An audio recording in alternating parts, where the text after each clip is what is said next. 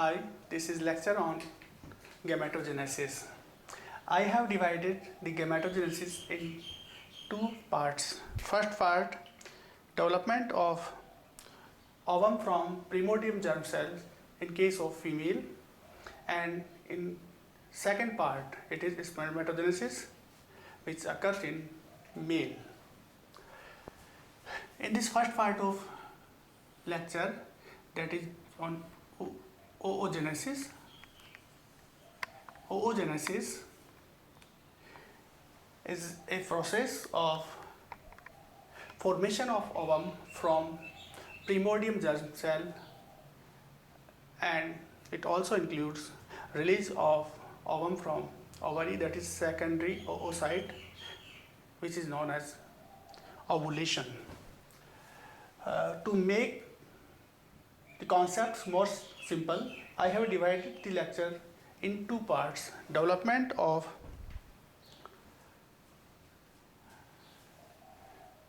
before birth, that is prenatal development, and in second part I will talk on development after birth, that is postnatal, or frankly it occurs after puberty. In prenatal development, surprisingly, oogenesis starts during 4th week of development of female child in womb of her mother. I am drawing here uterus of mother. Here is developing embryo. Here is amniotic cavity, yolk sac, and allantois here. From dorsum of yolk sac wall, some endodermal cells differentiate in germ cells, and these cells migrate towards the genital ridge. The genital ridge will form the female gonad known as ovary at the 4th week. 8th week it will form ovary, and differentiation of germ cells in dorsum of yolk sac near allantois starts at the end of 3rd week. These cells migrate towards the genital ridge, and this migration is completed at the end of 5th week. After migration, these cells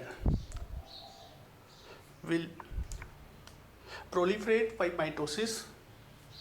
These primordial germ cells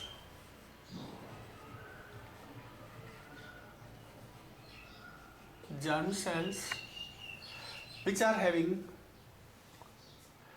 2n number of chromosomes and 2n amount of DNA.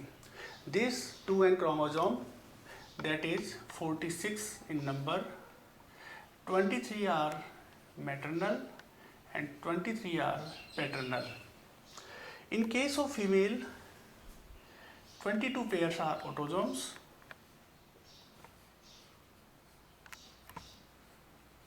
and one pair, that is XX in female, is sex chromosome.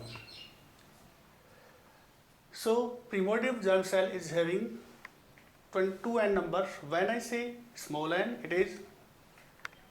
I am talking about chromosomes. When I say 2n, that is capital N, I am talking about amount of DNA. So chromosomes number is 2n. In primordial germ cells, 23 chromosomes are from mother and 23 from father. Amount of DNA is also 2n in case of primordial germ cell. These primordial germ cells having 44 XX chromosomes will divide mitotically and produce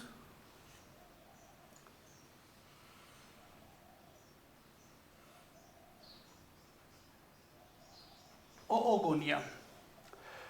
Oogonia is having same amount of DNA and same numbers of chromosomes. These oogonia will enlarge and divide mitotically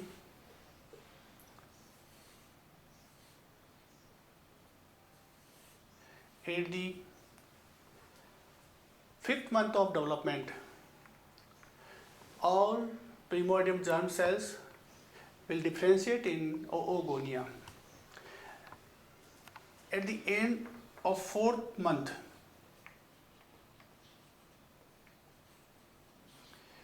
these oogonia will enlarge in size again and develop in groups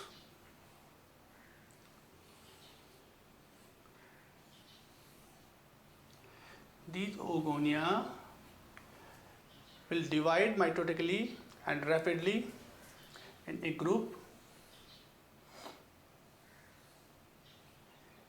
As they progress, one oogonia will enlarge in size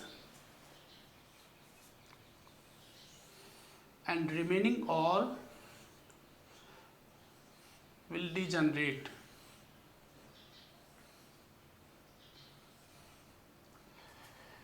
This oogonia will enter in first meiotic division. First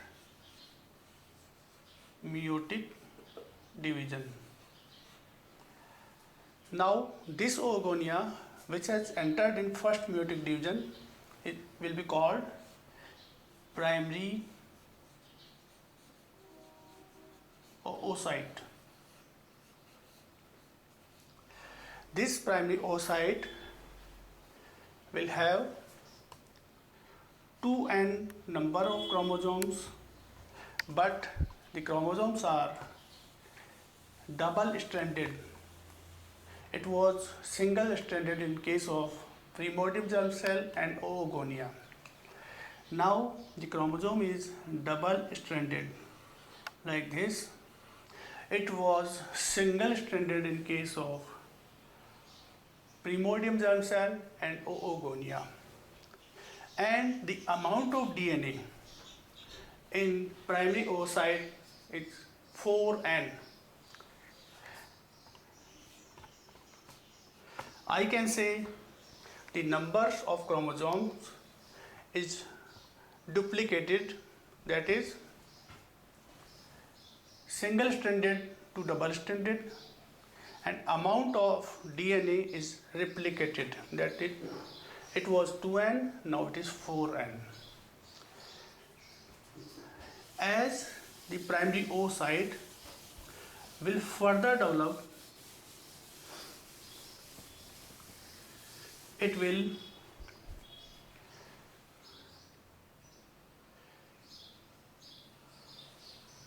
remain alone. All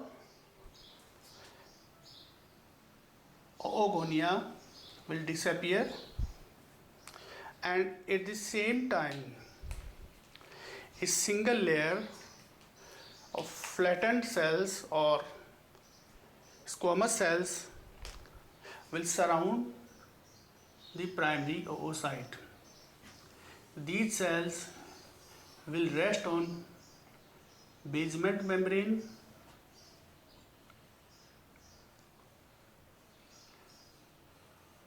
These cells will migrate from surface epithelial cells of ovary. Now this structure,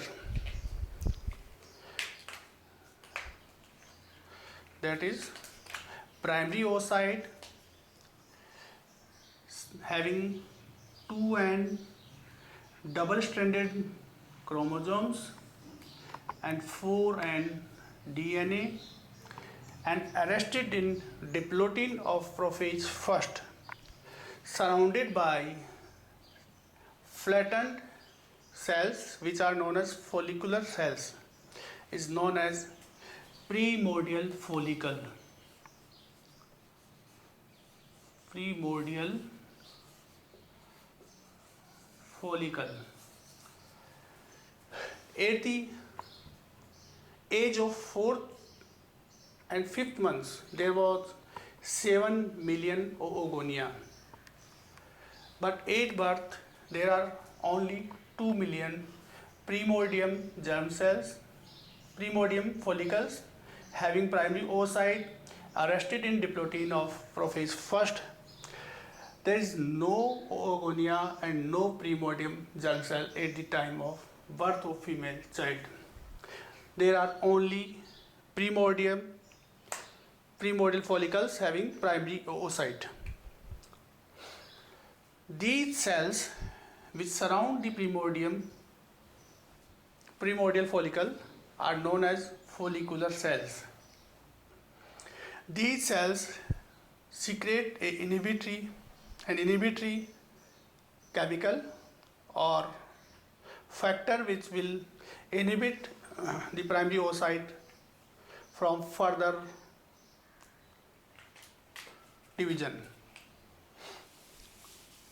So it was about the development of germ cell, oogonia and primary oocyte before birth. From birth up to puberty, there are no changes, further changes in primordial follicle and primary oocyte. But one thing happened, 2 million primordial follicles will decrease in number and there will be only 40,000 primary oocyte having a single layer of flat epithelial cells known as primordial follicle. All remaining follicles will degenerate at puberty.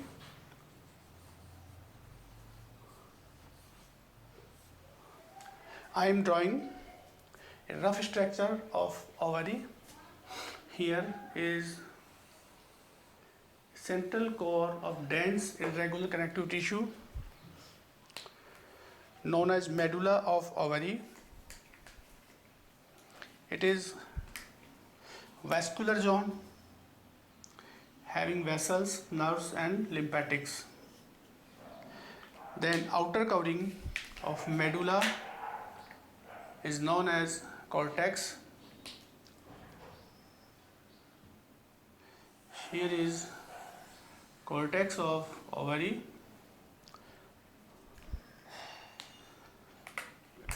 And outside the cortex there is a dense irregular connective tissue layer known as tunica albuginea. This tunica albuginea is covered by cuboidal or low columnar cells. Outermost covering of ovary is low columnar or cuboidal cells. Previously these cells were known as germ cells because it was believed that developing oocyte and oogonia take origin from this layer. But now it has proved that primordial germ cells and oogonia are coming from wall of yolk sac. This wall is connected by meso-ovarian and a other ligament which connect the ovary to uterus is known as ovarian ligament.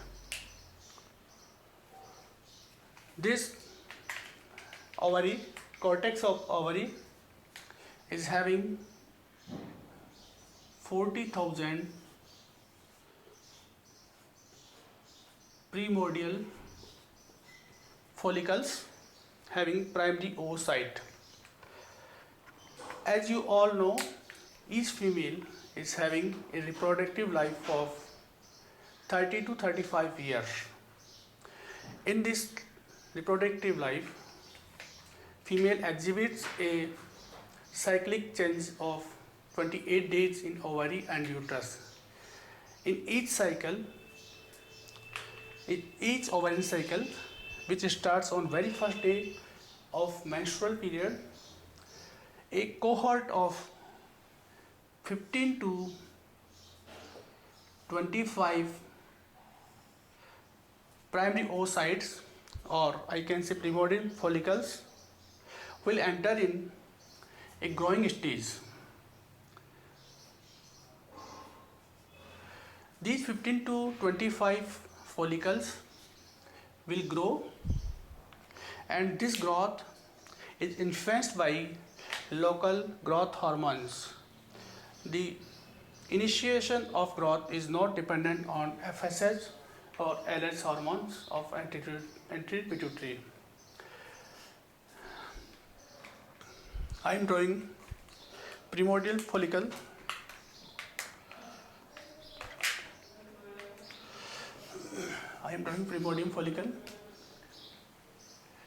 Which is having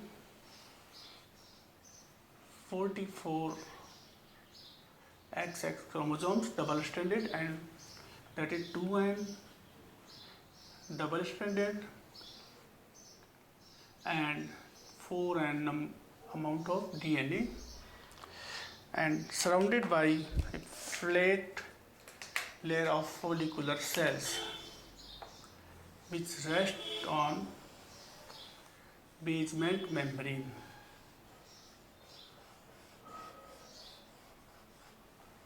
Here, at the initiation of follicular cycle, 15 to 25 follicles start growing, and these flat follicular cells will be converted in cuboidal cells. Initially, it is single layer, but soon it will be multi-layered. Flat cells will be converted in cuboidal cells.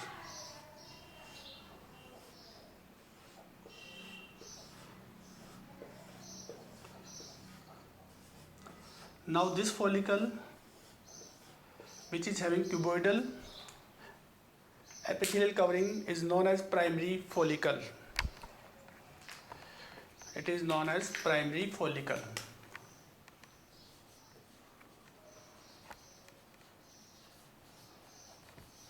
And now the primordial follicle will be called as primary follicle, and follicular cells will be called granulosa cells. Granulosa cells. Now, as the development progresses, these cuboidal cells will be multi-layered.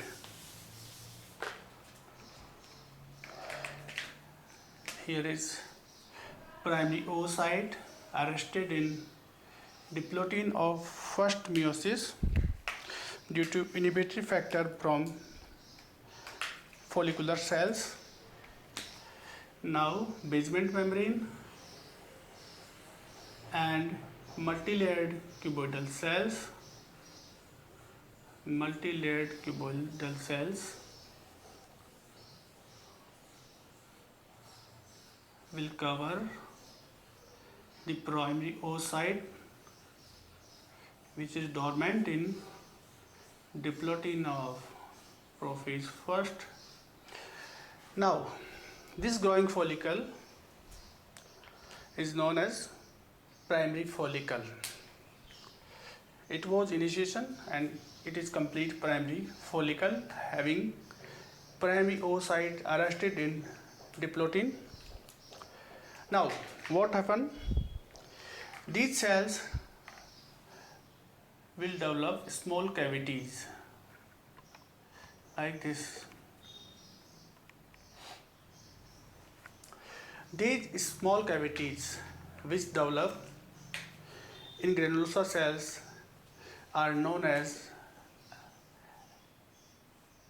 antrum folliculi, antrum folliculi, and these small vesicles or antrum are filled with a liquid known as liquor folliculi.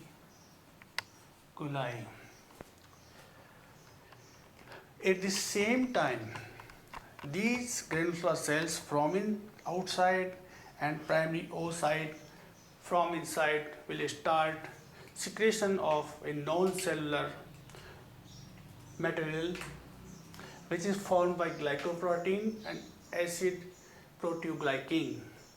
This amorphous non-cellular material will form a layer around the oocyte and in the inner wall of zona granulosa or granulosa cells, and this layer is known as zona pellucida. Zona pellucida.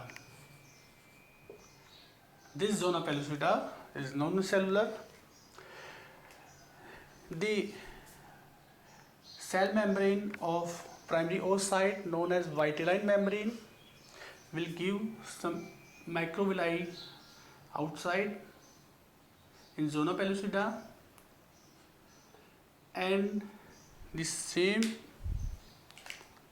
same way the granulosa cells will also give villi inside. These villi will act to exchange of nutrients and hormones and enzymes. This follicle, which is having primary oocyte covered by zona granulosa and zona pellucida, having small vesicles or antrum, is known as vesicular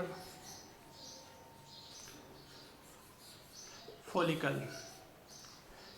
As the growth advances, the stroma cells which are surrounding the primary follicle will condense around the primary follicle.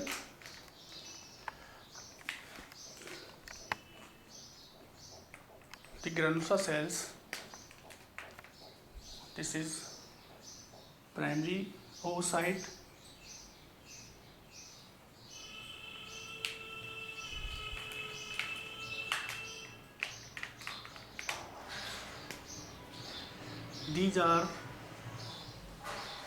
this is basement membrane, these are granulosa cells, small cavities,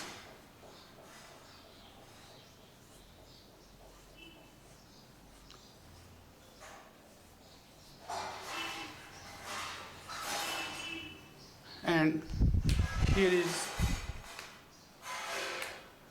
amorphous non-cellular layer of glycoprotein known as zona pellucida.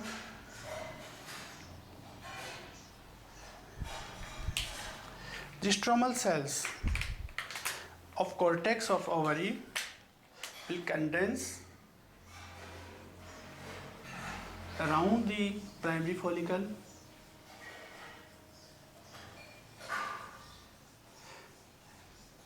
This layer is known as theca folliculi. Theca folliculi.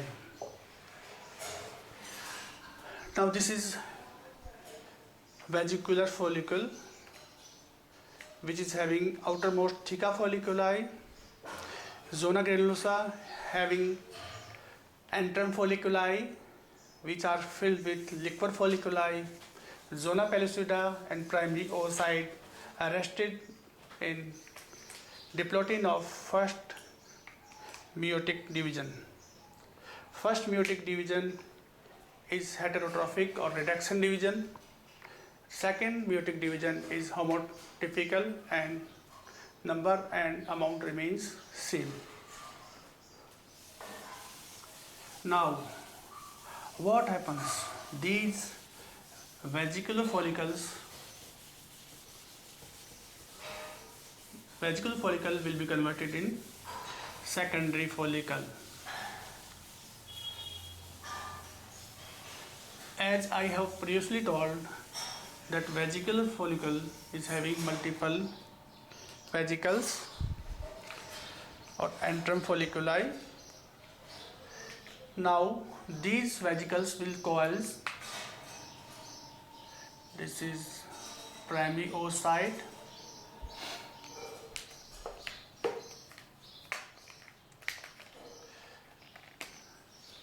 zona pellucida,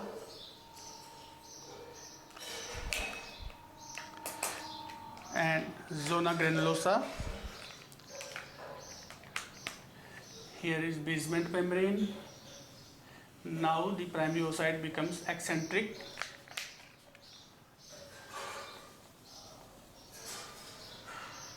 It will become eccentric, and these cuboidal cells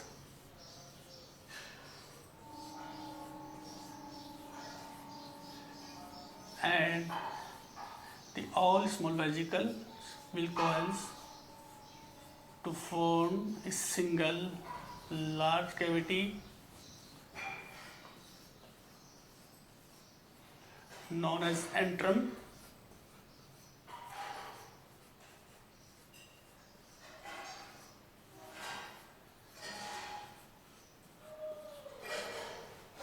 This is primary oocyte.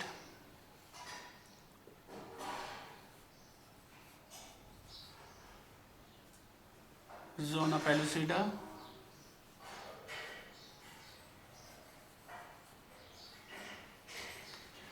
zona granulosa, which will develop a big cavity known as antrum, filled with liquid known as liquor folliculi. Antrum. The cells between the antrum and zona pellucida now will be called as cumulus oophorus,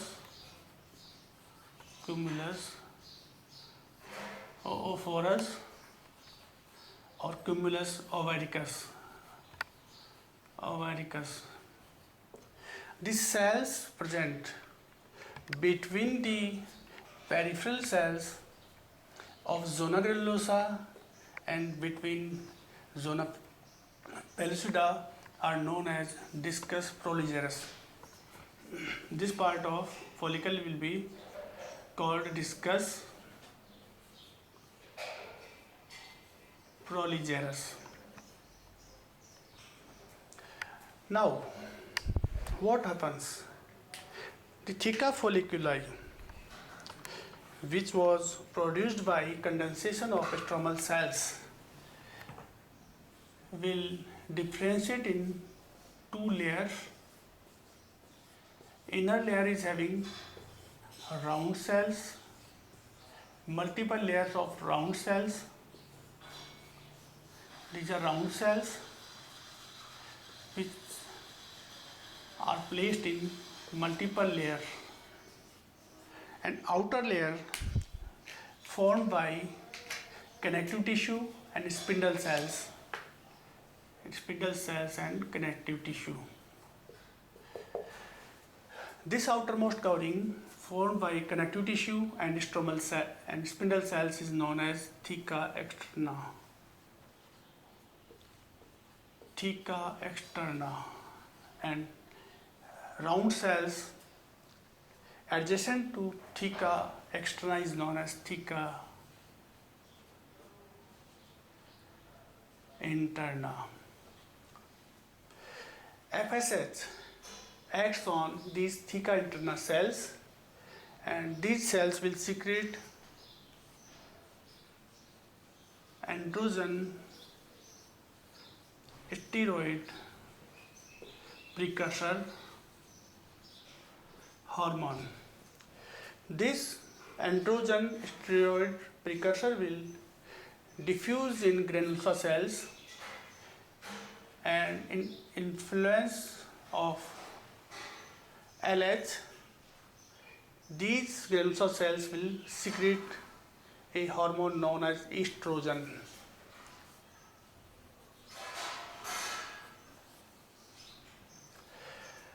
This follicle having primary oocyte arrested in the protein of prophase first, covered by zona pellucida, covered by zona granulosa, which is having an antrum known as antrum folliculi filled with a liquid known as liquor folliculi, and surrounding cumulus oophorus cells or cumulus ovaries, and discus proligenesis form.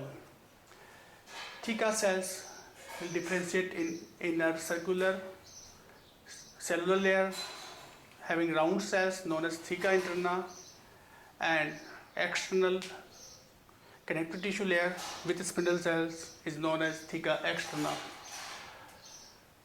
Now, the cell membrane of secondary oocyte, primary oocyte is known as vitellus. Vitellus or vitelline membrane, and cytoplasm is known as vitellus. Space between vitelline membrane and zona pellucida is known as perivitelline space. Perivitelline space. Now this follicle is known as secondary follicle.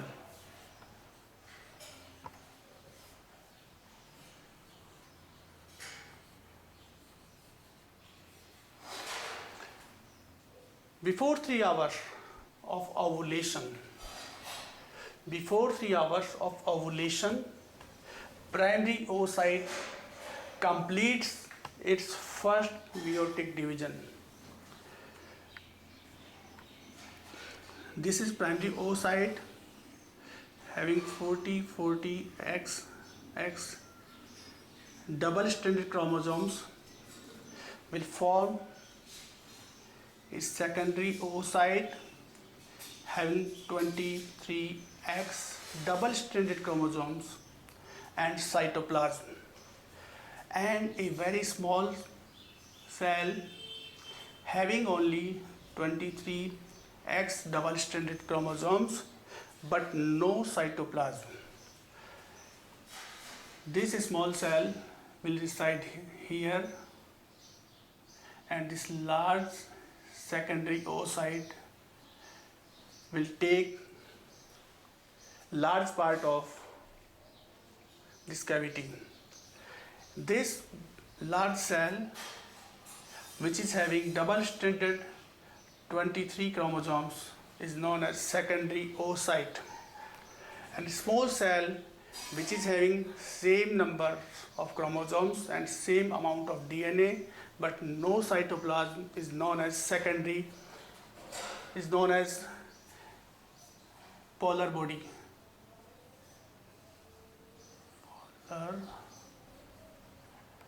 It is known as first polar body. Now, what happens? Immediately after completion of first meiosis, this secondary oocyte will enter in second meiotic division, which is homotypical division. Here number of DNAs, amount of DNA is 2n and number of chromosome 1n but double stranded. Now LH surge takes place.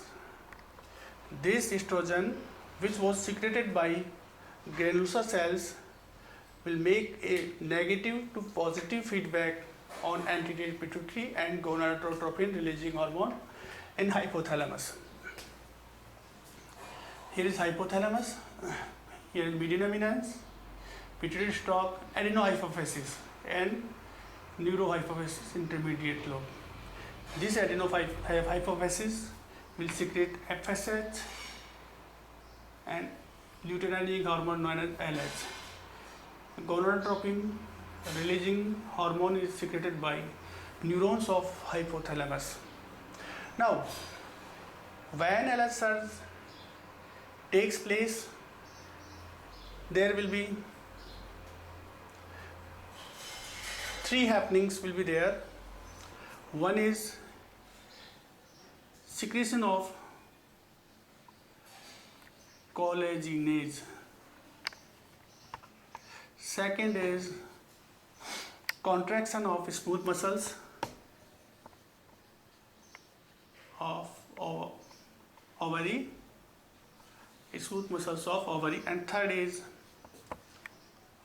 increased pressure inside the follicle. Now I will draw the cortex of ovary here. As I have already told, inner core is formed by medulla and outer core is having cortex, and this whole span of ovary is having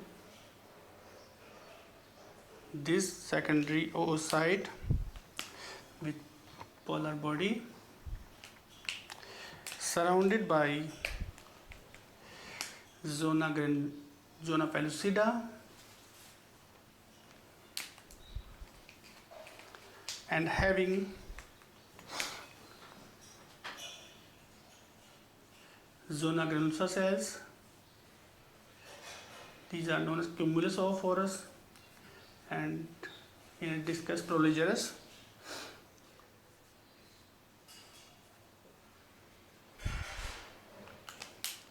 And here are Theca cells in two layers, Theca internal, Theca external. This wall of ovary will rupture and this secondary oocyte with polar body with zona pellucida and some surrounding cells of zona granulosa will be released in peritoneal cavity like this.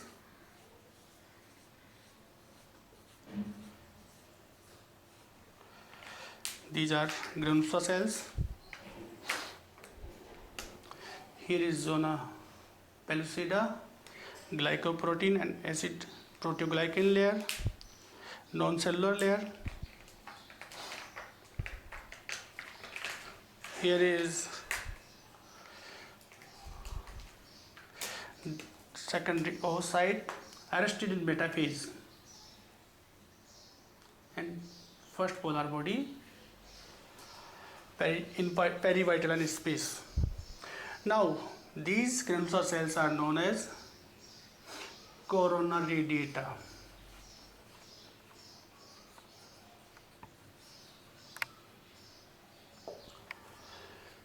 And this is known as ovum. But one thing I want to remind you, it is not definitive ovum. It is only secondary oocyte.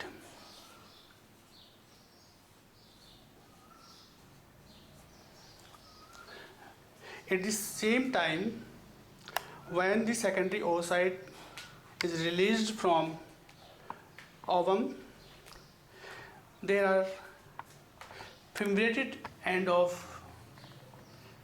fallopian tube. These fimbria will keep on sweeping movements around the ovary, and by sticky chemicals and other biochemical reactions and sweeping movements of fimbria, this secondary oocyte is taken by fimbria of fallopian tube. Now, this is transcoelomic migration of secondary oocyte. This process of release of secondary oocyte from ovary is known as ovulation. Now further development and growth of secondary oocyte depends on fertilization. This part is distal end of fallopian tube known as infundibulum.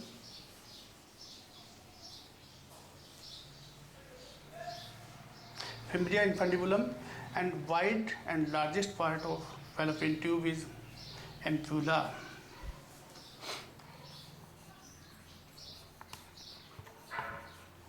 Here, if sperm comes, and here is secondary oocyte with first polar body surrounded by zona pellucida and corona radiata.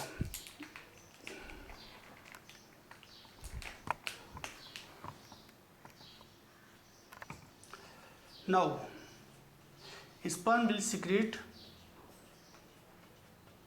the hydrolytic enzymes which will dissolve the corona radiate cells and zona pellucida, and the magic touch of sperm to the secondary oocyte will activate the secondary oocyte which was arrested in metaphase, will suddenly complete its second meiotic division. After completion of second meiotic division, the number of chromosomes will be 23, but it will be single stranded, and one more cell having very few or no cytoplasm is known as second polar body. In many cases, first polar body also divides and 3 polar bodies are seen, but if sperm doesn't come and fertilization doesn't occur, this secondary oocyte will die within 24 to 40 hours, and it will be degenerated and will be absorbed by cells of fallopian tubes, macrophages of fallopian tubes. The remaining part of follicle, developed follicle, which is also known as graphene follicle. It was graphene follicle which was having secondary oocyte and first polar body. The remaining part of Theca cells,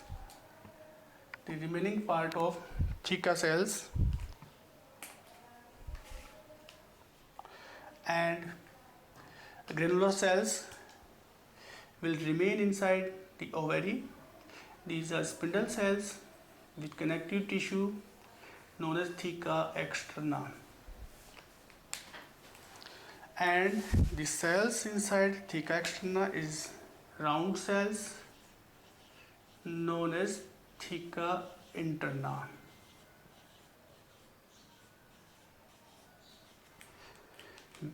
Inside the Theca interna there are granulosa cells,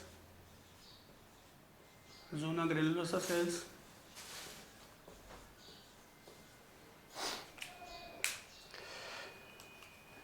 follicle is avascular in nature. Only Theca interna layer is having some blood. Now these remaining graphene follicle will engulf a blood clot, and this will act as a temporary endocrine gland known as corpus luteum.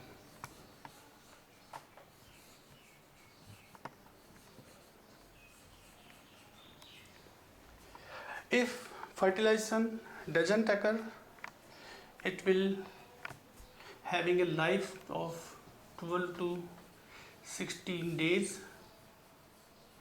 and if fertilization occurs The life of corpus luteum is 4 months.